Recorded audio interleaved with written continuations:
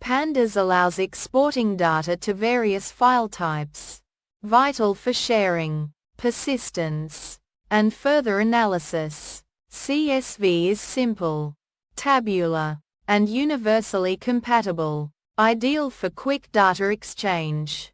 Excel provides rich formatting and multiple sheets, perfect for business reports or complex layouts. JSON handles hierarchical data, great for web apis or nested structures.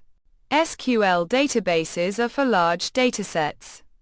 System integration and structured querying. Choosing the right format ensures data integrity and efficient downstream use. We'll now demonstrate these exports using Python.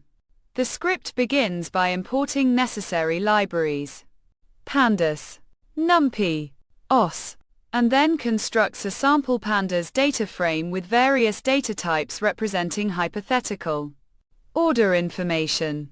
It prints this initial data frame for inspection.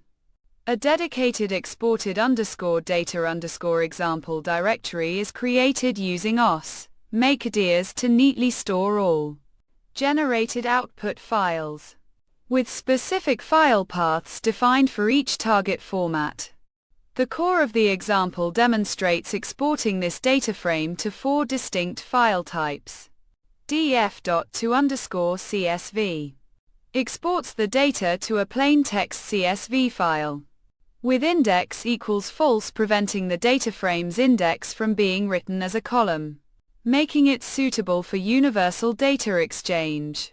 df.to_excel saves the data to an Excel XLSX workbook, again suppressing the index and specifying a sheet_name, which is useful for creating human-readable reports for business users.